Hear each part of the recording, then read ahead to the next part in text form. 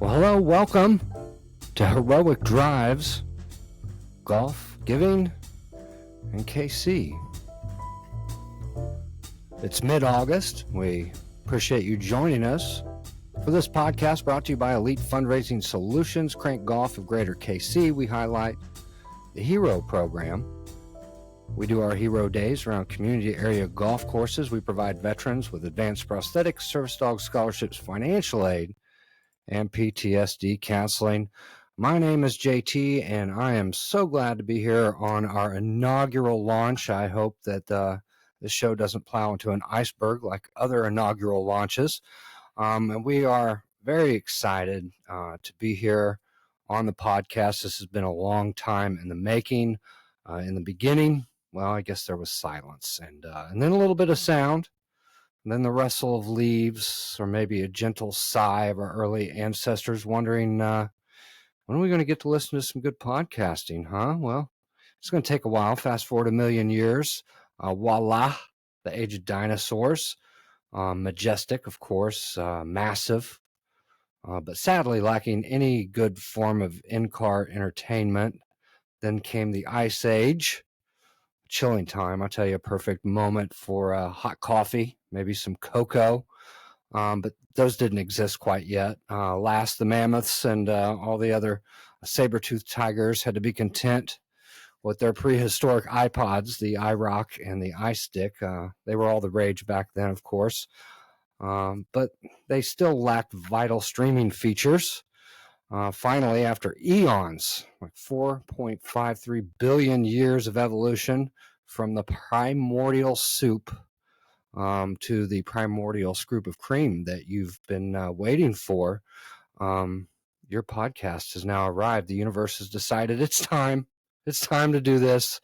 The perfect conditions have emerged. Smartphones, cars, fancy Bluetooth connectivity, a global thirst for driving stories and laughter, of course. And in that cosmic hubbub, Heroic Drives was born.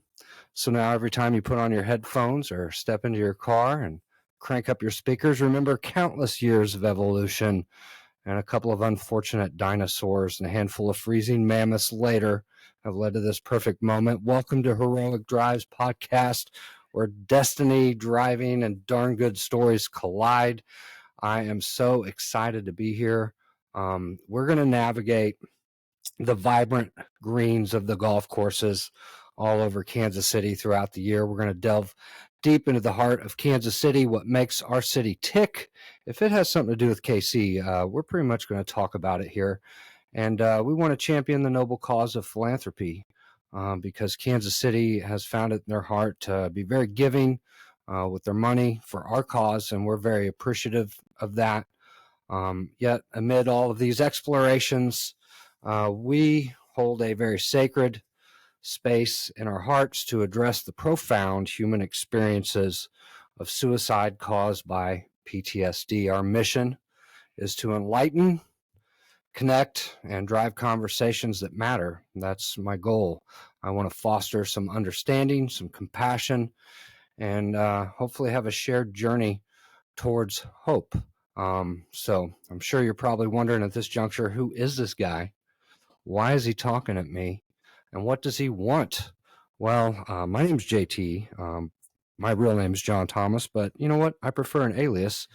So do my friends. So it's on my shirt too. I want to thank David Wills for hooking me up with some great gear. And we're going to be talking with David a little bit later. I'll tell you more about him, who he is, what he does, why he pertains to this conversation.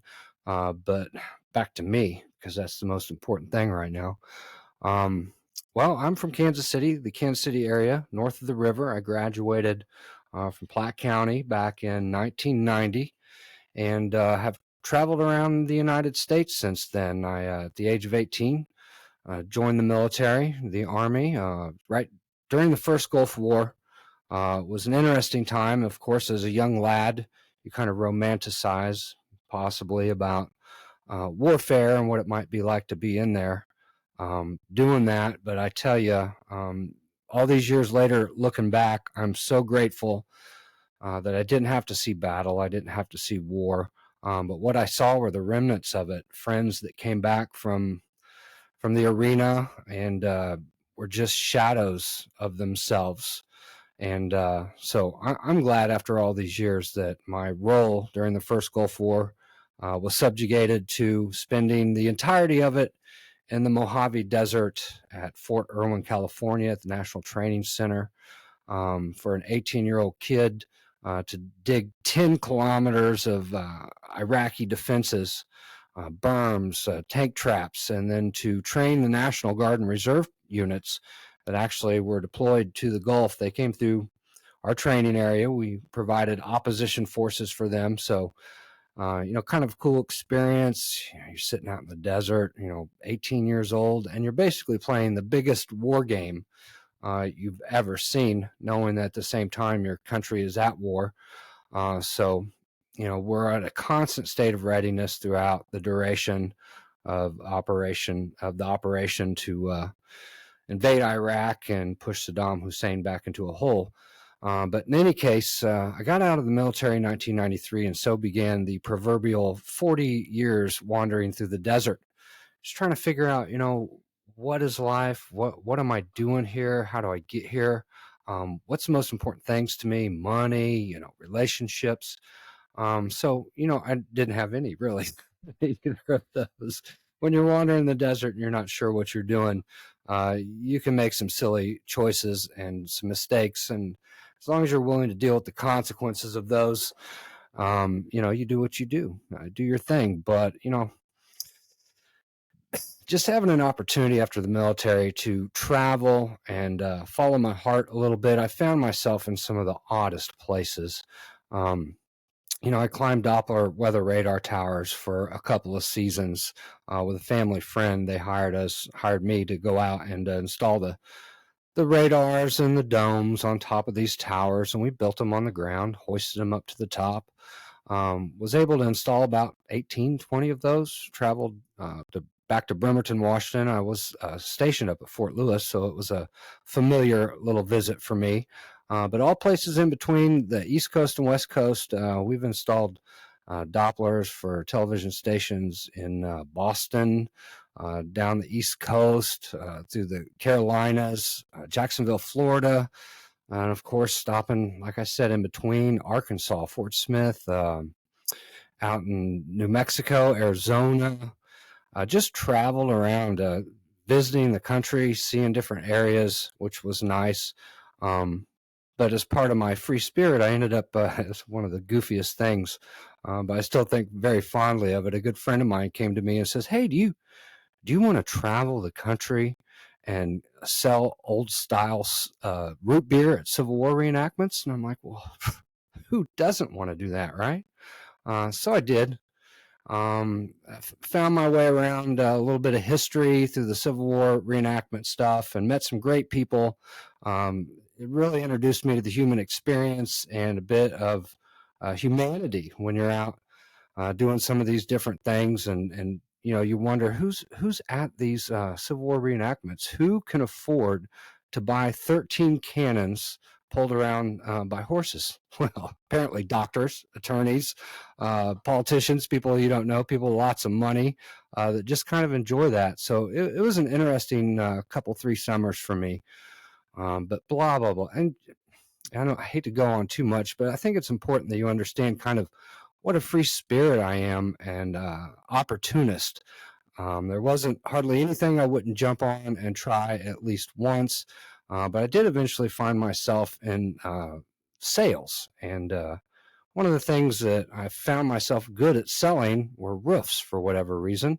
I hate being on them, but for some reason I'm able to communicate the needs with the homeowners. Made some pretty decent money, but I tell you, when you're in the sales industry, it can be challenging. Sales lifestyle is not easy. You're going to learn a lot about yourself. And really, to me, being in sales is a constant self-improvement program. If you're not ready to improve yourself in one way, shape, or form, get over your fears, get over your hesitancies, you're not going to do very, very well in that field. And I tell you what, it can drain you.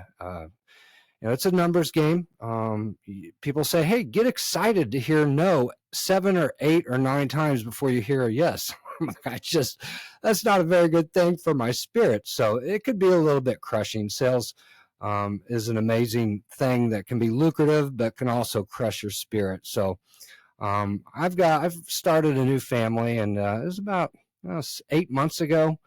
Back here, I moved back to the Kansas City area. I started looking for jobs, and I found some roofing companies. I'm going to head back into roofing. I'm just really going to make it work. I think I was on my third interview. I'd been offered 2 positions around the city to come and do some roofing sales.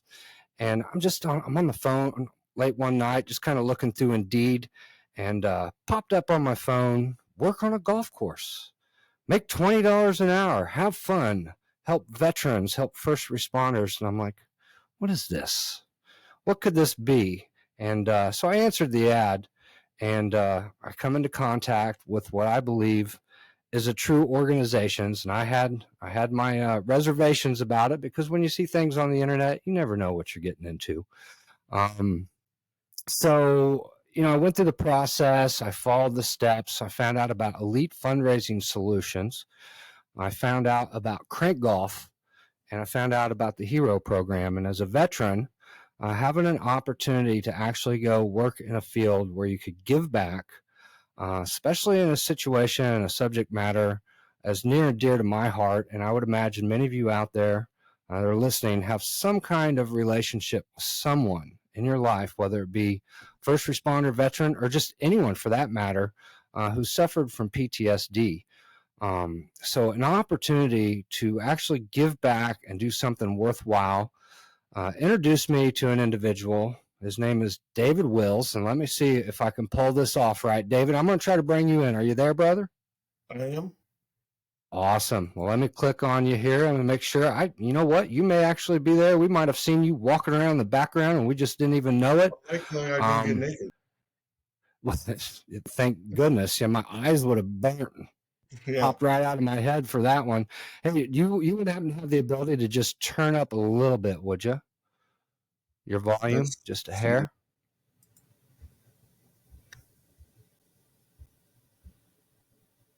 Can you hear me now? I can hear you. I think we'll be good. We'll just go with it. If I have the opportunity to bump up some volume later, I can. But David, hey, thanks for taking time out of your day. It's a Thursday. In our business, we spend a lot of time on the courses.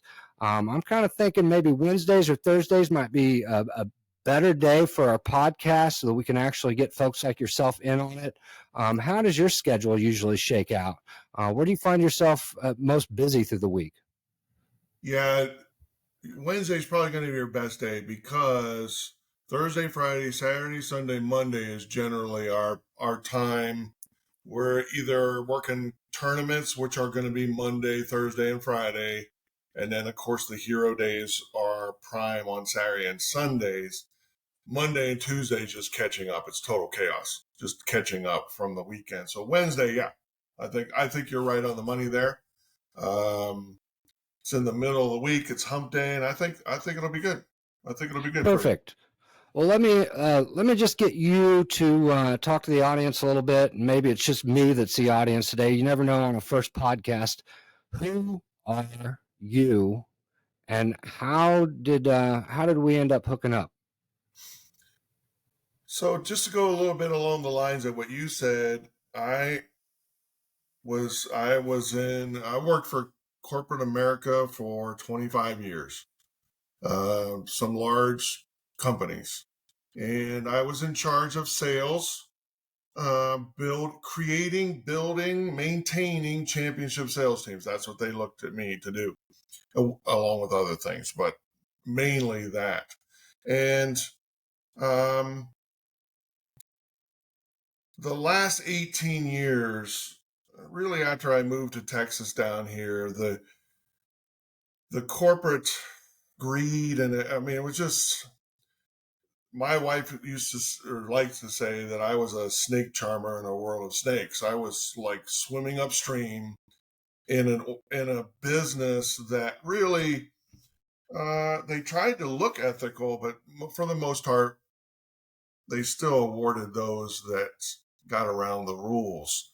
And for 18 years, or for 25 years, really, um, I've tried to live by the rule that I was taught is you do the right thing all the time, period, especially when people are not looking. And you'll be rewarded. And I've had a great life. I don't get me wrong, but it got to the point it was just too much. I mean, I'm working 14 hours a day every day. I never took a vacation, 1 week vacation. I had them, I just never took them. Working holidays, and it's just you get to the point, and like my wife, I mean, when you're in that position, you say to yourself, "Well, I'm doing this so my family can have a great life. I'm doing this." But when your wife comes to you and say, "We have no life if you're never here," it was really a punch in the gut. And I really needed to look. That was right. I mean, and in a business where if I died today, they would have me replaced tomorrow. That kind of thing. And like, why am I killing myself here? Why? And so one day I just walked in and said that was it. I didn't have a plan. That was not good. Not good in my 50s. Okay. To not have Well, a plan. and you Yeah. went to college. You had a plan lined out for you already. Weren't you supposed to be an engineer on the Starship Enterprise by now? Yeah. I mean, I graduated high state engineering degree, pretty smart guy. I came out of college and bought a nightclub, and then I never became an engineer, but my father was self-employed. He owned multiple businesses. He was very successful. And I grew up in that environment and even saw him at 40 years old basically retire half the year to Florida. And this is when I lived in Ohio, which, that's your end game is, okay, we're going to live in Florida. So at 40 years old, he was, and I looked at him and he did everything the right way, that kind of stuff. He was in the Rotary Club. He was in the Masons. He was on the board of directors of other, including banks. And so it was very, very well liked and respected. And so I just, punk kid in my 20s, I just was like, what is this all about? Like, you work till you're 65 and then you die when you're 66. I'm like, what, for what? What? We only have like this, whatever you believe, whatever you believe. If you believe there is no afterlife, well, that's even more drastic. I mean, because this is it. This is it.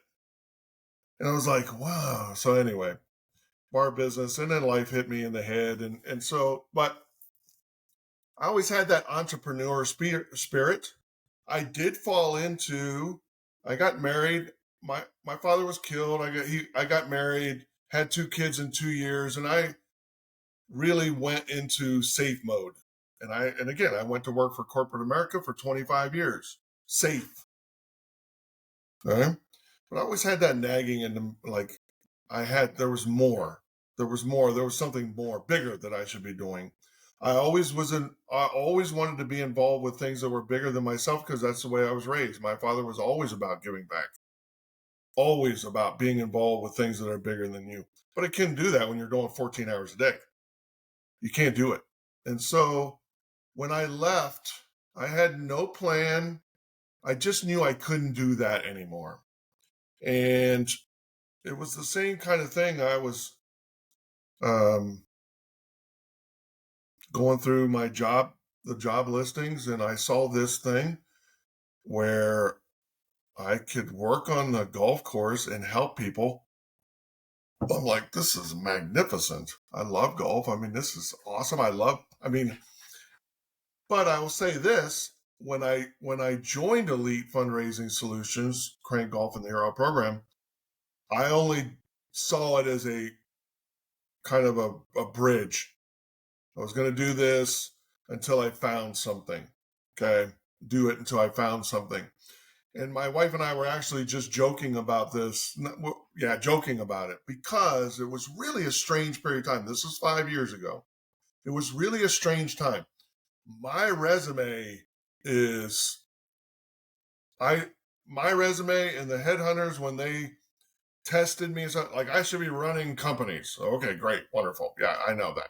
So I should be running companies. But it was funny because when I was doing interviews, it just seemed like I was running into a wall. It was really weird. Now I get it. Maybe they're not looking to hire somebody in their 50s in today's world. I get, okay. But it was really not even an interest. It was really odd. It was almost like something was intervening, and it kept bringing me back to focus on elite because I got to pay bills. Got to pay bills. And so started focusing more on doing elite because I got to pay bills. So I started doing more stuff, more and more stuff. And the next thing you know, this is all I was doing.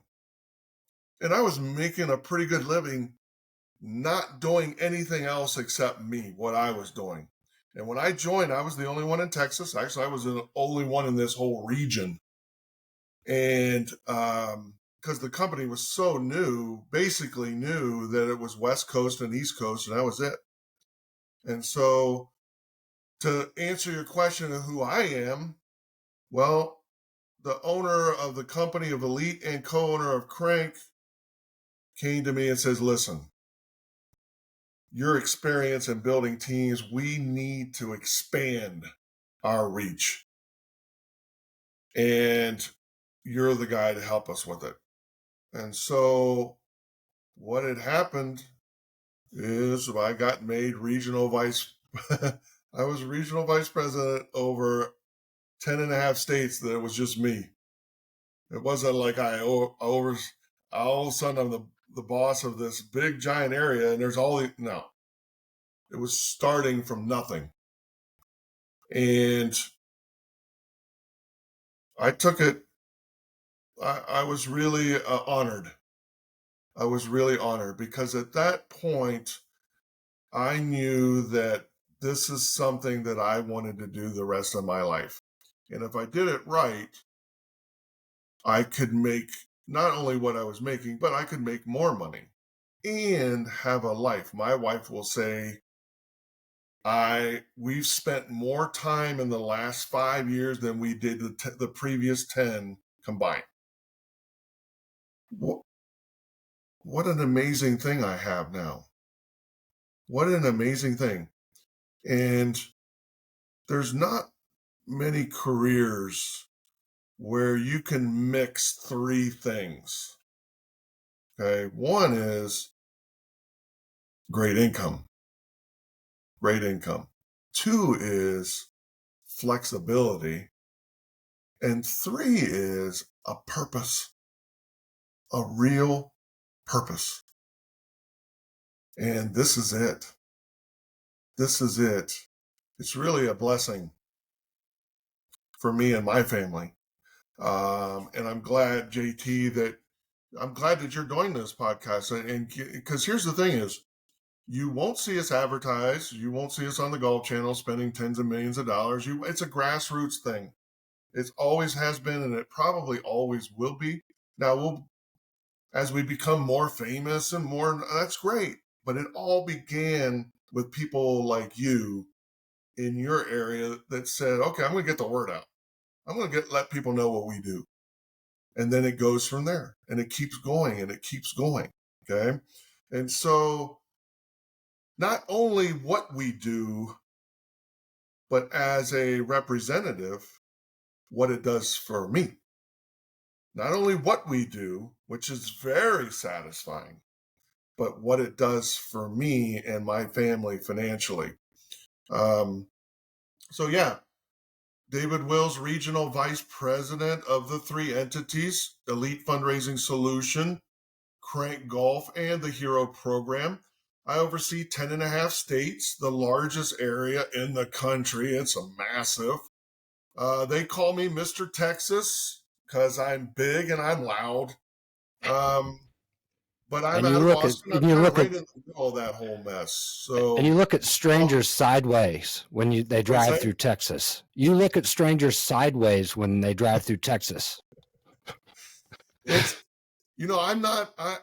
the old saying, I'm not from Texas, but I got here as soon as I could. Well, that's really the truth. I came down here when the economy went to hell in 06, in Ohio, the Cleveland area where I lived and worked, it was really bad. People down here in Texas don't really get it because they're on their own ecosystem down here, but it was bad. I had friends losing jobs that they had for 15 years, their only job. And my business that I was in, it went to nothing because when the economy goes bad, people stop spending money. They're worried. Well, that's what moves the economy, spending money. Well, they didn't. 26% unemployment. People were afraid if they hadn't lost their job, they were going to lose their job, and so they didn't buy nothing. Well, that brought the economy. And at the end of 09, to add insult to injury, after going through all of my savings and everything, they came in and let everybody go. Where I was at, they let everyone go 2 weeks before Christmas. That was fun. That was really fun. Yeah. And there were no jobs. Cleveland, Columbus, Pittsburgh, nothing. I mean, I was reaching out. My whole family lives there, still lives there. And now the good thing was it was just me. My son's flies helicopters in the Marines, crew chief. My daughter was in college, so it was just me and the dog. I made a drastic decision, which was I put my resume on a Monster and I said, I can move anywhere. Just let me know. And an organization in Texas reached out and said, we want you. And it was really the start of me being here and everything that's going on. It was like it's just meant to be. So yeah, I love Texas. Not only very patriotic state, very, very old school state still, with values. I love all of that, and came down and married a great Texas woman. Haven't looked back. But the weather here, oh my goodness, the weather. Now, yes, right now it's 107 degrees. Okay, yes, it's 107 degrees. But this is only going to last for another month, and then it's 70, 80 degrees for 9 months. And it really never gets cold here where I'm at. So we get to play golf all year long. So what else? What else you got for me, JT? Well, there's a reason why I brought you on first. Yes. For starters, you're the big guy. I mean, you're in the Gulf Plains. You're the regional manager. And of all the people I've met so far, at least through our Zoom meetings and communications, you are definitely Mr. Texas, big, loud like Texas. You let us know on our weekly meetings more than just about what we do at EFS, for short for Elite Fundraising Solutions, or with Krankgolf. I mean, it's a lot. It's more than just here's what we do.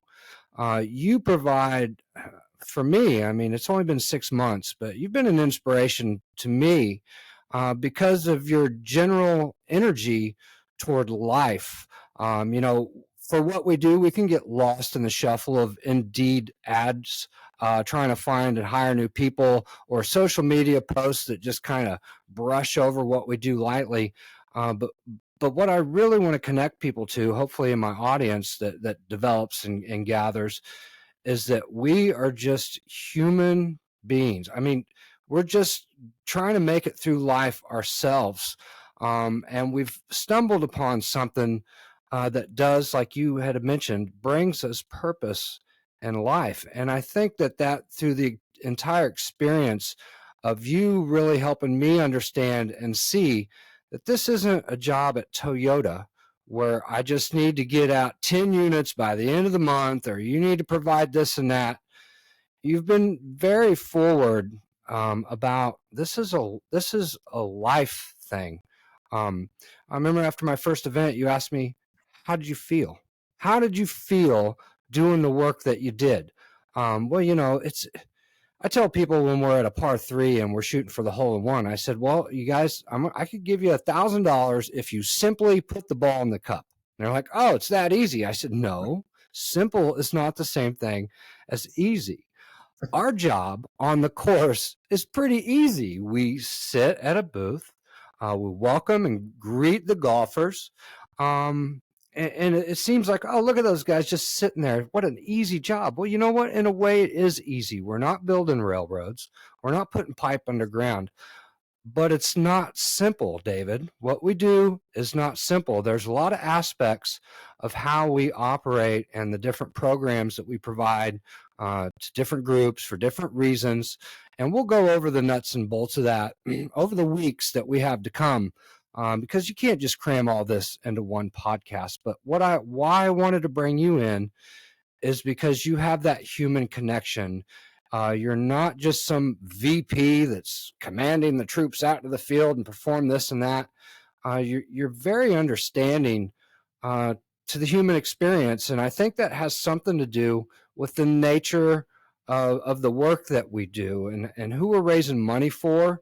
And once you actually get out on the course and you start talking to people and you're asking for donations to help our veterans with PTSD, you never know the kind of experience you're going to have that day. I just a couple of weeks, last week, I think it was, a guy just looked at me and I could see the tears coming up in his eyes. And he pulled out $200 and he says, I don't even want anything. And he just started crying. He says, you take this and you do something good with it. So throw away all, yes, it is. We make money. We have to make money to survive. We do have a job. We're required to be professionals. We're building our relationships with golf courses all across the country in a professional way that makes them want to ask us to come back, and to not wear out a welcome. And I think your attitude in particular and your empathy and understanding and life experience offers a unique view, just on the nature of the work that we're in. This is not a job. Work is a dirty 4-letter word. It doesn't feel like work, although I know we're all busy. But that's why I wanted to bring you in, and just to really touch on the human aspect of it, because you know these guys. You know Jay, you know Lance, the owners of EFS and Krankgolf. You've been around this for 5 years. You're obviously elevated to a point of leadership. And I think that this podcast, I'm hoping to speak to people, just regular golfers. I'm hoping to speak to just anybody who loves to talk about the human experience, but also want to be able to talk to and communicate with other members of our team around the country, maybe around the world at some point, and also want to talk to people that are contemplating trying to find something of purpose to do with their life. So that's why I brought you on. I thought you'd be excellent for that, and I don't have to lead you very much. You are ready to go. You've probably got some kind of presentation on a spreadsheet right in front of you, don't you? No, part of my life is to put all of that. Something profound happened to me at 24. Something profound. My father that I just spoke about was killed in a car accident with his wife.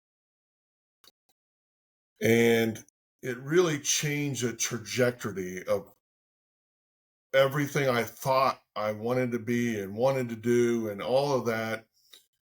And one of the things that, like, my dad did everything right. Everything. Like I said. Okay. But guess how much he took with him? Nothing. And it really was profound to me that at any moment, I'm not going to be here. I'm not. And what have I done in this span of time that was given to me? What have I done?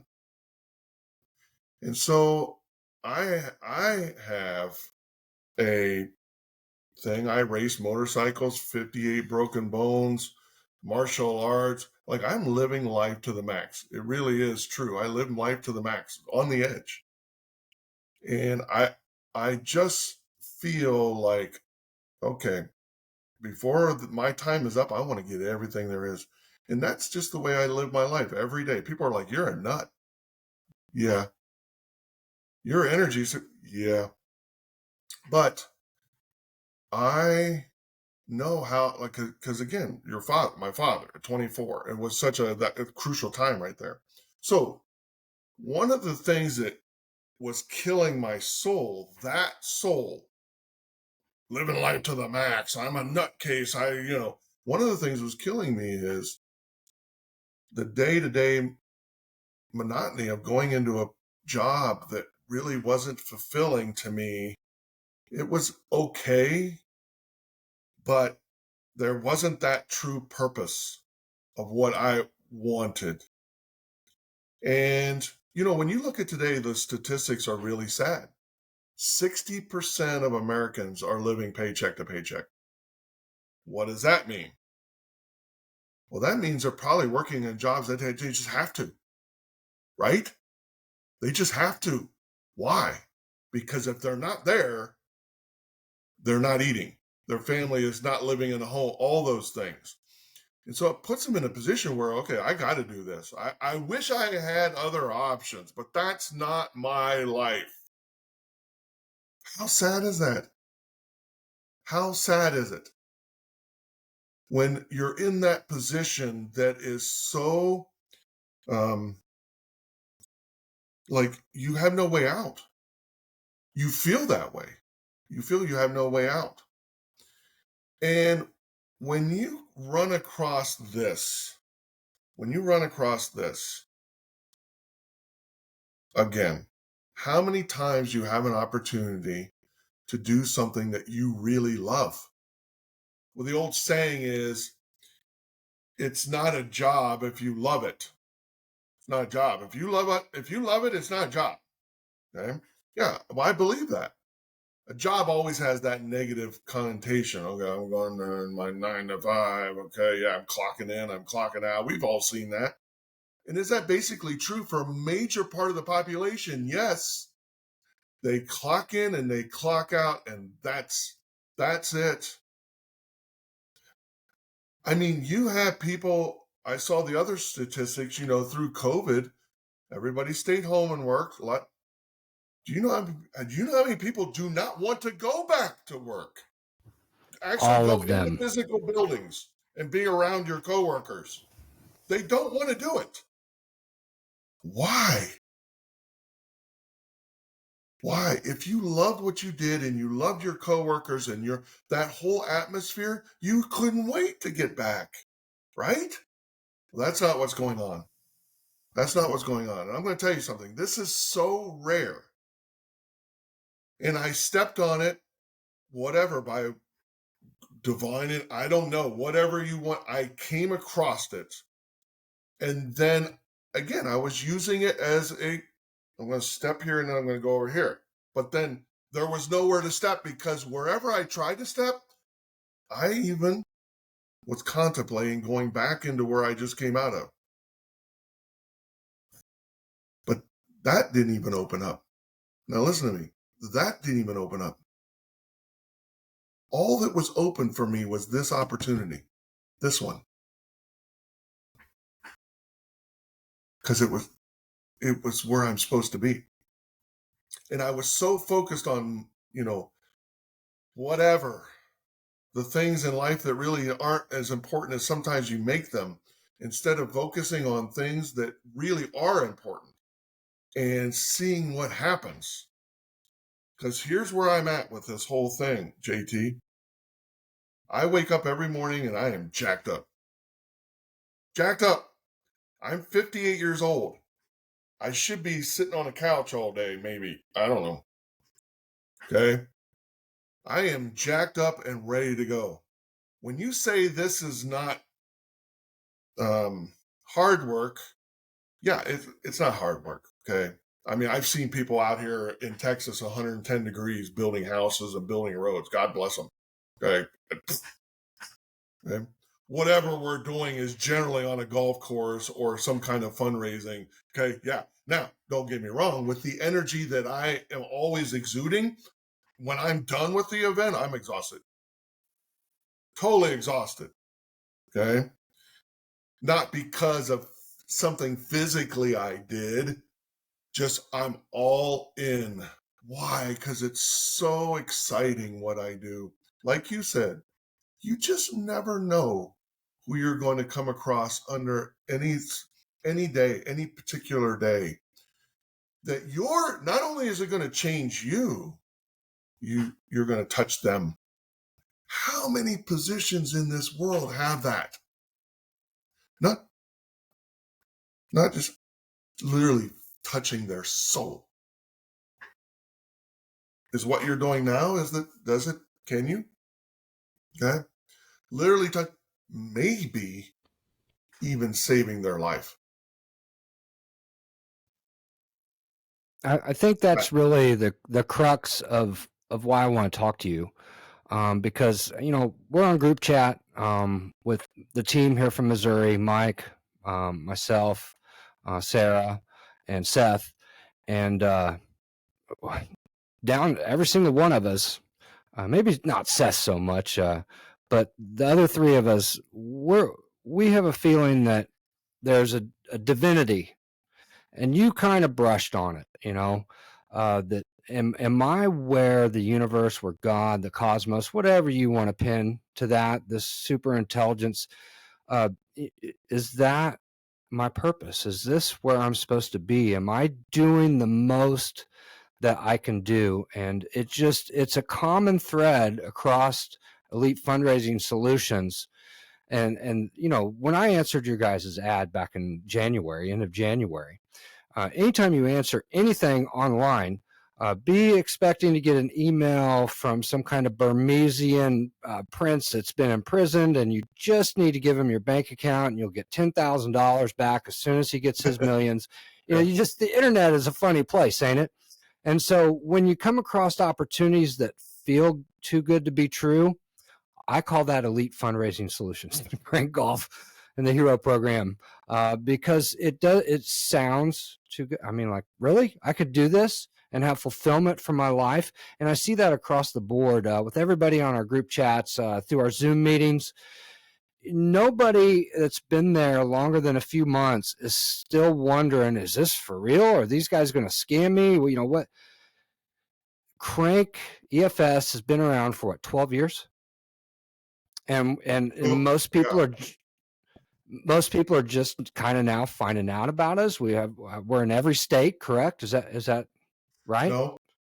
Well, Not every state. we're getting there, but we're not in every Okay, state. I mean, we have the ability to operate in any state, but it's a matter of, do we have somebody there like you, JT, that can spread the word in that state? Make sense? sure. So when you're talking about um, an opportunity, and maybe a divine, again, whatever you think, because yes, I'm very spiritual, and I believe that God is in control of everything that's going on in my life and everybody else's. I just feel that way. Now you might not feel that way. That's just who I feel. And I believe that part of us, our soul, is yearning to do good things.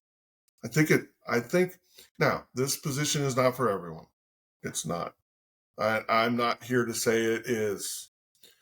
But if you are that type of person where you feel where you're at is just not fulfilling you, there's a void that you can't fill.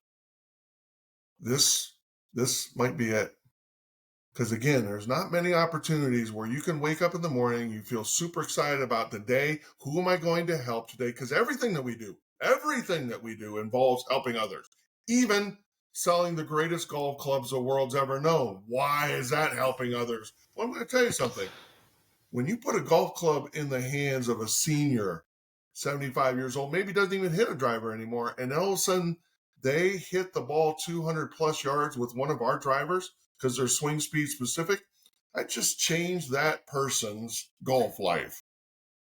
And if they're playing 2 or 3 times a week, maybe their whole life. And like the owner of the company likes to say, it's bringing fun back to golf. I love that quote. Bringing fun back to the game. Yes. So, yeah, everything that we do involves helping others. If you're that type of person that wants to be involved with things that are How many people can you help? It's only up to you. It's up to you. Okay. Well, that's a perfect transition, and that's why I had you on too. Is you're excellent at transitions. I think under other circumstances, maybe if this was a third or fourth podcast that's been under my belt, I think it would have come on right out of the gates and just absolutely grilled you on what was, I think, a ground shifting moment. I think it's been 2 weekends ago now. People have heard of Krankgolf. We've won 30 World Long Drive Championships, hold the world's longest drive, 483 yards. I've even seen some people with our club out on the course, and one guy's like, "Oh, I love it, man! You're never going to get this club from me." And I think it was one of those first models, the spicy jalapeno or whatever you guys call it. Something like What's that. the name of that club? Red Hot Chili Pepper. Red Hot Chili Pepper. Okay. Yeah, I think he was sporting it around. But a couple of weekends ago, we had something pretty amazing happen. Golf has been around for quite some time, at least more than 24 years. Am I right? I mean, Yeah, well over officially Crank 24 came into years old. existence in 2002. So Okay. 21 But years Crank's but been around. golf Crank itself has been has been around for, around. yes, 150 Right. years. Golf itself has been around since they invented sticks. I believe somebody's Yes, been whacking a exactly. ball around the pasture. Yeah. But Bryson Dechambeau was out at Greenbrier, if I'm not mistaken. That's part of it's not the PGA Tour, it's the other one. And he scored a 58, which ties an all-time record low for a golf score ever shot. And can you imagine how many rounds of golf that must be? Millions and millions of rounds of golf. And what driver and fairway woods were in Bryson's bag? Krankgolf. So it was an exciting moment. That stuff, it took off really quick. If you could, we've got about 10 minutes maybe. I'd like you to touch on just kind of what's been a firestorm of just craziness since Bryson shot that round. Well, I was on the phone with Lance earlier, the president of Krank Golf, and what an incredible time this is right now. Yes, we've been around for 21 years. We've won 30 World Long Drive Championships, men, women, seniors, the biggest hitters in the world. We hold every world record there is when it comes to a golf club through all swing speeds. Same company. Now, but what's odd is with all of that, still most people, maybe you, have never heard of Krank Golf. How is that possible? Well, we don't advertise, like I said earlier. You won't see us on the Golf Channel spending money on the Golf Channel. You won't. It's always been a grassroots thing. Now, all these World Long Drive Championships, the biggest hitters in the world, the championships, the world records, all that stuff. Still, but one guy comes along, one guy, and this is how it all started. DeChambeau has come into the World Long Drive world. He even finished second last year, second to the German, and he fashions himself as one of the long drive guys, but he's friends with that whole crew, and there's not many World Long Drive guys, not many, okay?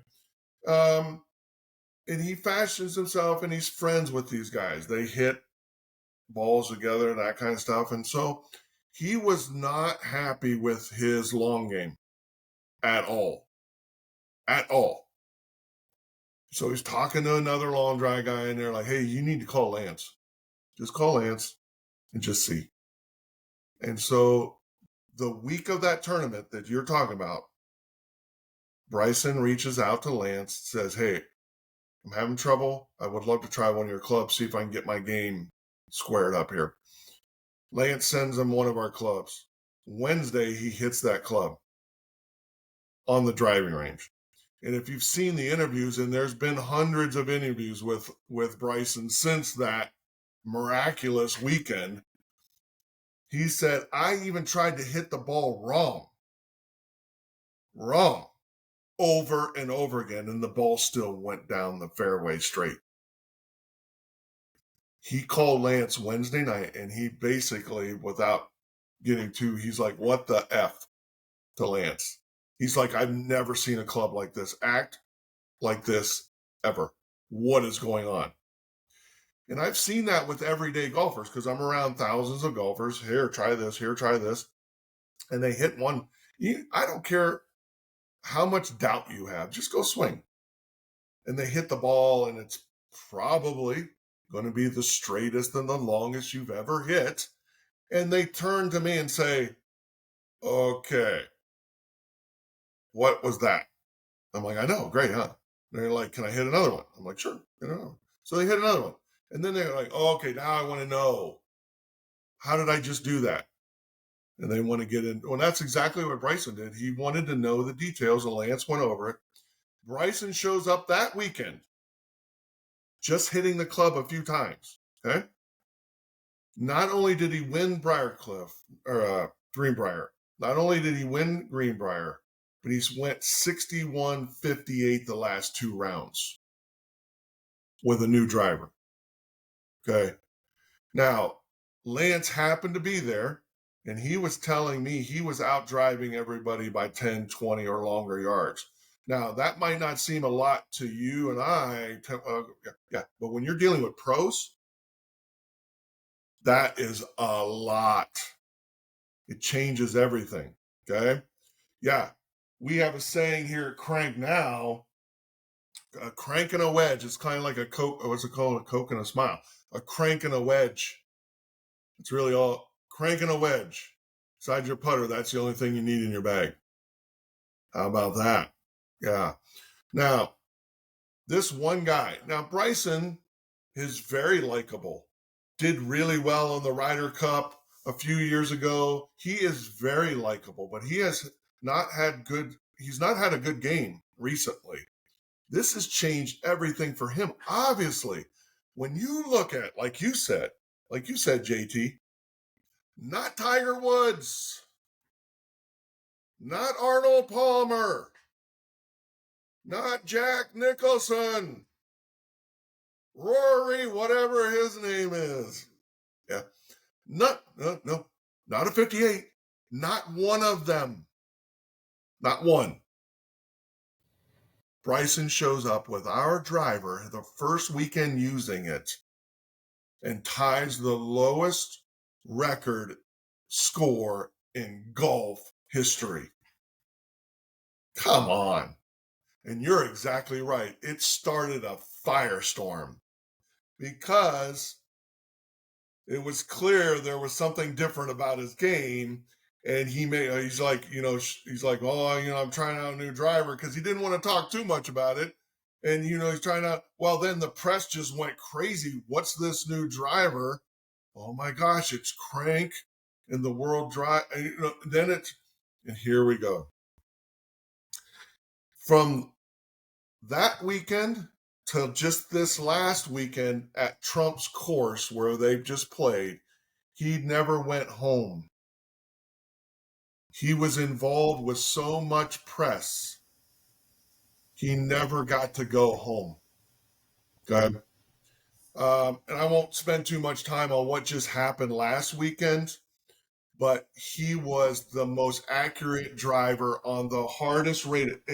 The rating on the course that they set up was a 178.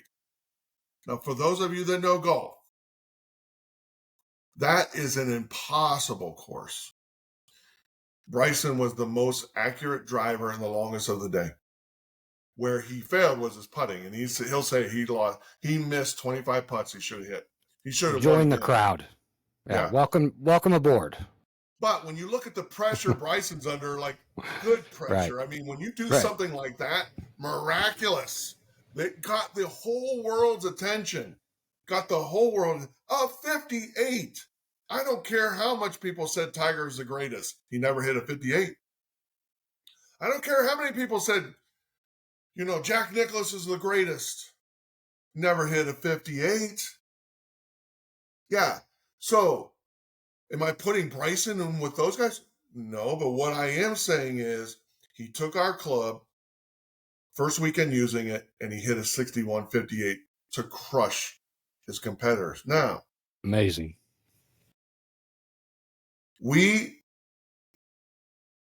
This is a time I personally sold more drivers last week in 7 days than I've ever sold. And not being on the and I was on the golf course except for one day. Okay, like huge. Not being on the golf course, selling. Okay, yeah. People reaching out to me saying I gotta have one of those clubs. Where I sell them normally is going out and selling. Okay, not people reaching out to me per se. This is happening. This is happening. We had 30,000 people hit our website on Monday after the 58. 30,000. Everything has David, changed. Go ahead. really quick, if you have a widget or a gadget and you happen to just pull off the right amount of marketing, put it in the right place, you may get some people, they're just like, this gadget looks so cool. I'm just going to buy it because it was perfectly placed in the aisle at Walmart. I mean, it's just absolutely pounding at my impulsive buying habits. So I'm going to get it. It's one thing, and this is where my hat goes off to everybody at Krankgolf that just has persisted, continued to put out a quality product, continued to use some of the best materials known to man, and have stuck to it to the point where it wasn't perfectly placed advertisements that caught the attention of the world, but they were actions of somebody with the club in their hand. And I think that is the underlying victory within that weekend, and really a victory for all of us out on the course when we're letting people handle these demos and take shots with them, is that just take a shot. Take a shot, feel it come off the sweet spot. And I think that is it's such a solid thing for our product and how it all went down. I couldn't be more proud of being part of it. You have to understand something. One of the reasons that you won't see us with players on the tour is we don't pay anybody. We don't. And we didn't pay Bryson to use our club. He came to us. We didn't pay him. Now, I don't know if that's going to change. I hope that he joins the team and he's on the team and we're good. But I'm going to tell you something. When you have somebody that voluntarily uses our club to change their golf game, and then that happens, do you think there's going to be more? Because I'm going to tell you something. Are there pros out there on the tour that are using clubs? Why are they using the club? Because they're getting paid to use it, but they maybe not would have liked to use that club because it's horrible. But they're getting paid. Okay? Yeah. Do you think there's going to be other players that come to Krank after what they just saw? Well, I know there is. I already know there is. Okay? When one club in your bag can change your game, and the driver is one of driver and the putter. Yeah, it can make or break your game. Make or break your game. And just to add one last thing on this.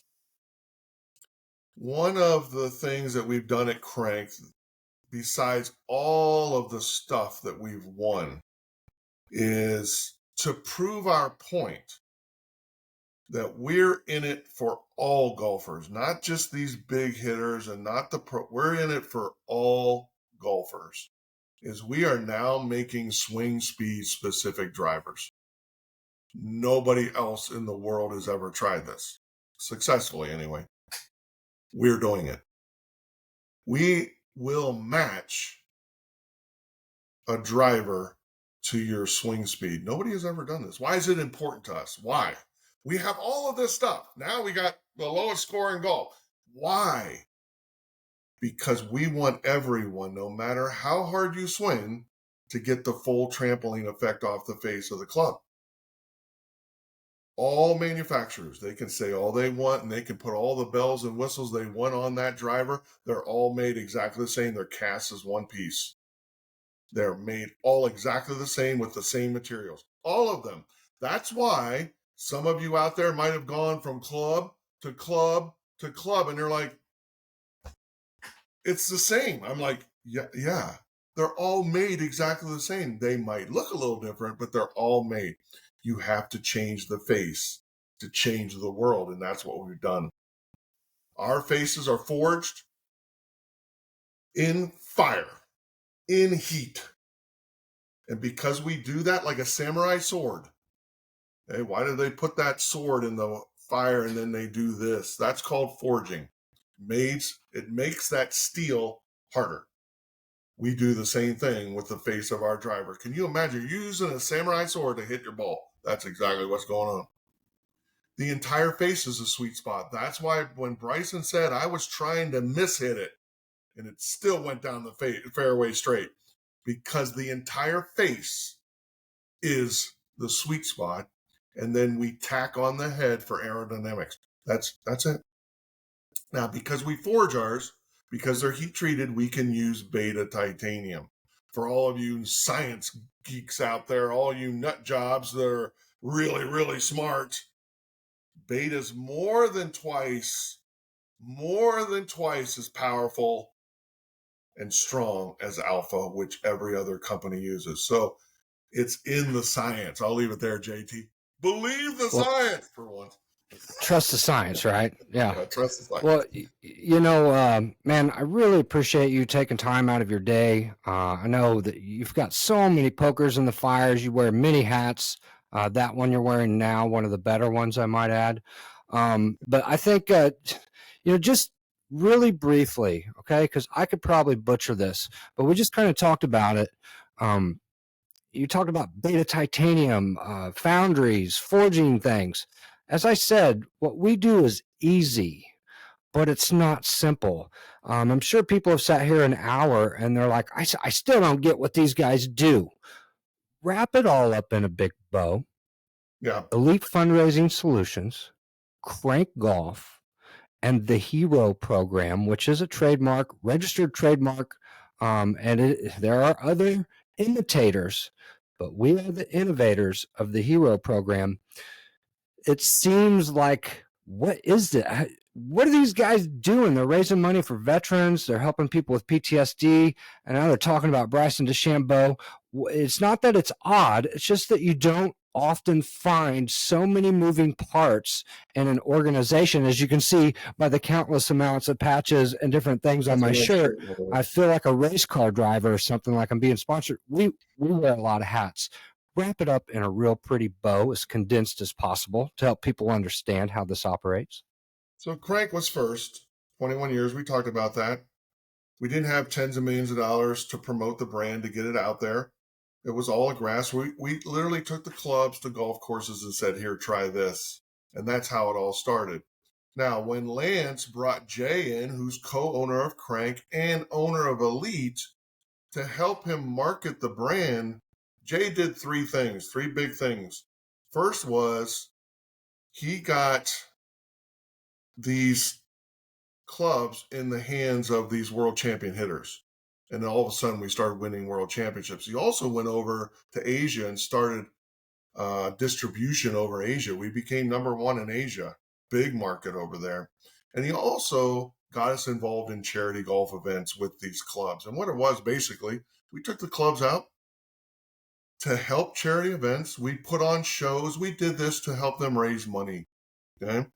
And that was the beginning of Elite Fundraising Solutions, because what Jay was seeing is helping these events. And he was helping Clint Eastwood's big, massive tournament out there at his golf course in California, American Cancer Society, Wounded Warriors, big tournaments we were involved in. But what he was seeing with some of the smaller, all of this effort that goes into these tournaments, and these organizations were not netting much money. Actually, if they netted anything.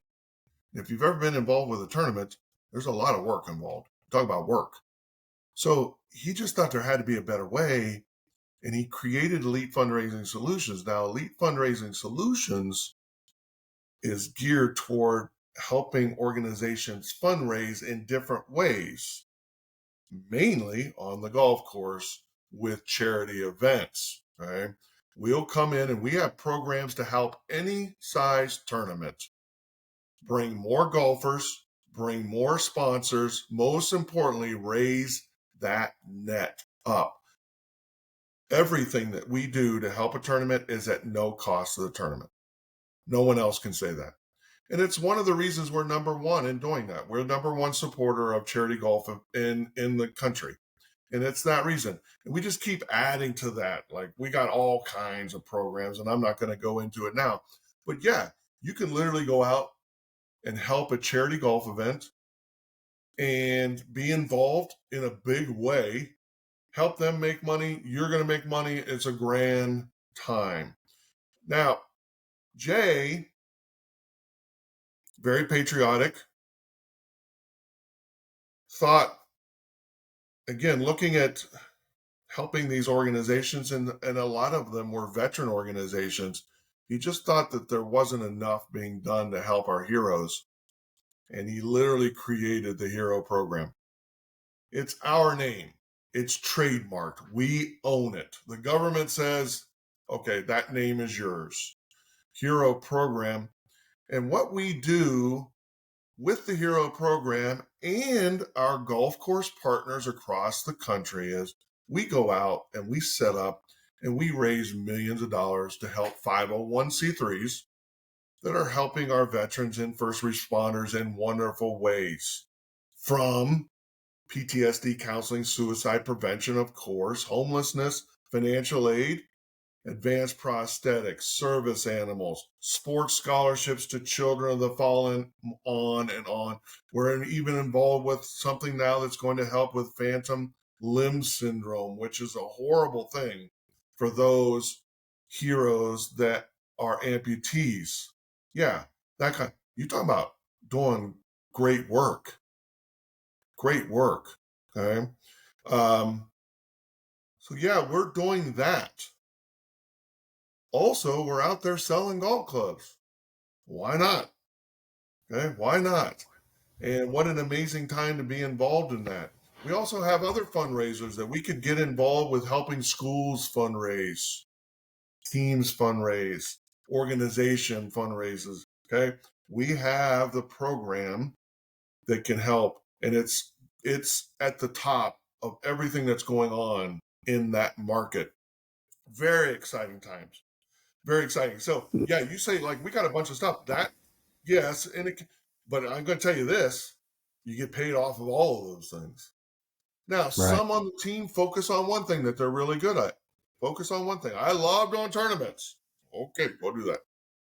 I love being involved with the Hero Program and helping. Okay, go do that. I love helping schools and fun. Okay, good. Krank rep. Okay, I just want to go demo Krank. Okay. That's the great thing about all of this that we do, is the flexibility. You can do it all. You can do whatever you want to do and as much as you want to do. But here's the bottom line: is it's going to give you an opportunity not to only help others, unlimited income potential, a real shot at that. Yeah, I And like think I said, you I've boil it never seen anything like this. So go you ahead. I boil hope it that all down. You nailed it, David. I think you boil it down and you touch on a couple of things before we head out here. One, awesome for us. I mean, what a great experience to go out on the golf course to hear the birds and see the squirrels and the deer running around and the turkeys, and just being part of nature. And I think that anytime you see 3, 4, 5, 6 different shades of green on your in your case, you're feeling 120-degree heat blasting you in the face, but sometimes it's a cool breeze and it's rather refreshing. And to be on the golf course, to have the flexibility, to be the master of your own destiny. And I love how you've said it in the past: you get out of life what you put into it. And before I leave, I want to touch on something that too. Fourthly, the products that we have are legitimate. They're quality. They're now world known. People know who we are. A lot of people that didn't know 3 weeks ago anything about us do now. You just take all these things and the happiness of those that work with us, and it really is a special thing to be a part of. And really quick, before I cut you loose, David, and thanks again for coming. About 3 weeks ago, I shared an email with you saying, hey, man, I'm just not sure about this and that. I don't know that this is working out. You took an hour of your time. We sat down and talked for an hour. And we haven't spoken much since this phone call, but issued a challenge to me: 90 days to go all in, put all your chips in the middle of the table, work this because you deserve it, and be the best that you can. I got to tell you, brother, it took me that conversation we had, although I didn't say much, it hit me like a howitzer. I had to really sit back for about 72 hours and really get a good look at my life as who I am as a person, what I do for my family, how much I help my wife. What do I really want from life? What am I capable of in life? Do I deserve this? What is the limit for me? And I got to tell you, the 90-day challenge didn't start for me that day, because it took me 4 or 5 days to really wrap my head around this opportunity, around this point of history, societal issues that we're going through. You know how my mind thinks. We've talked enough that I think everything very thoroughly through before I totally invest myself. But about 10 days ago, I said, that's it. Okay. I'm going to figure some things out, not just for EFS and Krankgolf, but for me. And I wanted you to know, man to man, that I appreciate your conversation that we had together, and I appreciate you parlaying off of that conversation and integrating it into our team training and the regional training, and reissuing a challenge to everybody, because this is not a job. This is not entirely a business opportunity. This is self-development is what we're doing. We're developing ourselves and becoming better men, better women, better stewards in our community, better listeners, better communicators. I am just absolutely grateful for the opportunity that you gave to me and that you've given to so many others to be a part of this movement that I am so proud and honored to be a part of. So thank you, David, for joining us, and thank you for the leadership and the counseling that you've provided me in this short 6 months that we've known each other. JT, that really means a lot to me. Again, just to wrap it all up, you can go through your life without purpose, and you'll go through, and like really at the end, you have to look like, what did I really do with this time I was here? But when you have this come across you, like this opportunity, you can't sit on the fence and say, okay, it doesn't work like that. It really doesn't. We have three number ones. They're already proven. All that's left is you. What can you do with those three number ones? What can you do with it? Okay. You can do as much as you want to do. But that's where it comes down to, is where are you at? And that's why I'm trying to, when I had that conversation with you, is, okay, you can't do it a little bit and then I'll fade away, because I did that. But then when I put it all, it's like it just clicked. And now I'm telling you, now I couldn't stop it if I wanted to. I couldn't stop what I have built if I wanted to. And it's really exciting. It's really exciting. So J2, I so happy for you. Even this podcast, okay, shows, okay, I'm here. I'm not going anywhere. Let's get this thing rolling. And I need some help. And that's what this is about. Let's build a team. Let's do great things together. Let's change the world. And you really have an opportunity here. So JT, thanks for having me on. Any last Hey, no problem, brother. Yeah, just be sure to put a good word into the higher ups so that I can get them on this show eventually. I'm really chomping at the bit to pick some minds and really dig a little bit deeper into our mission. I'm really excited to talk about the regional and national not-for-profits that we support, and just talk with their leaders. So many times on the golf course, well, we don't know who you're really giving money to, or some of the prizes we give away, this can't be real. Well, it is. and It we is. are. And so I'm happy to bring that to an audience and let them really savor what it is that we do here and why. So thank you, David, for stopping in, man. And we'll talk to you again. Okay, brother? All right. Thank you, guys. All right. See you later, my man. All right. And that was David Wills. He is the regional vice president or the regional manager for the Gulf Plains states. And I think probably next week we'll probably be chatting with Mike Rogers if we can get him on. He is the team lead here in the state of Missouri, so he is directly over me as an assistant territory manager. And so I've been blessed to just step into a situation where Mike has really laid the groundwork with the relationships with the courses around Kansas City.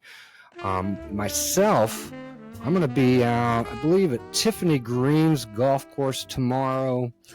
And then we're going to I'll be at Sycamore Ridge, I believe, Saturday or Sunday. And then I think Winterstone as well. So I've got back-to-back golfing events that will be out in the city. Always looking forward to it. The weather looks a little bit rough coming up Saturday and Sunday, the highs in the hundreds. But David would just laugh at me being down in that Texas blast oven. Oh my goodness, yeah. Rough when you're out there. But hey, we ain't laying railroad. We're not building buildings.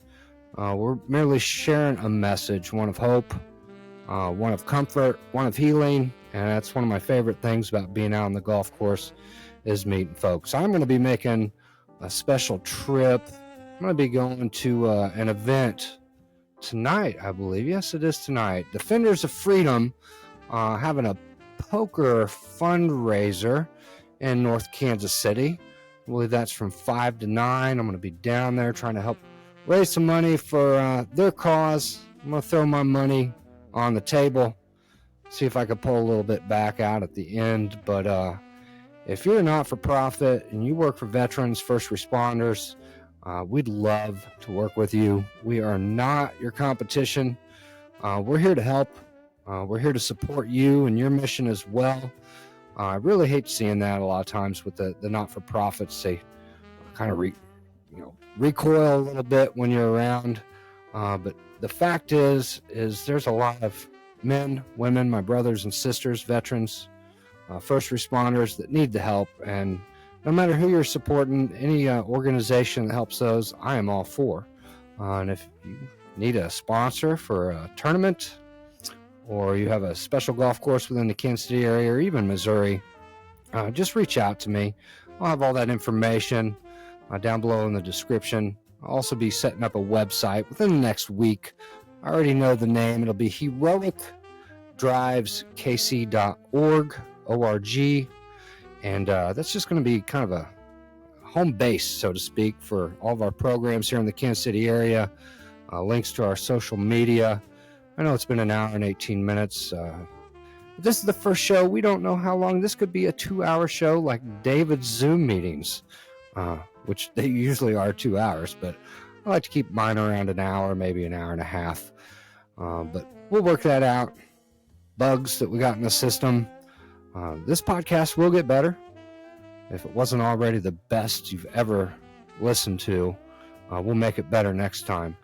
I just really felt the urge and the push and the pull to get this done as soon as possible. I wanted to get on the air. I wanted to get the word out. It's an exciting time for us around here. So I appreciate the first guest, David Wills out of Texas. Again, I'm John Thomas, a.k.a. JT. I'm looking forward to seeing you around the golf courses, seeing you online on our social media. I hope you enjoyed yourselves. I hope you enjoyed the conversation. I hope you come back in the future to find out more about what we do and how we do it. I am so excited to share it with you. And, well, I guess sometimes it's best just to end this thing. Thank you, guys. So long. Thank you for coming to Heroic Drives Golf, Giving, and KC. My only question is, what drives you?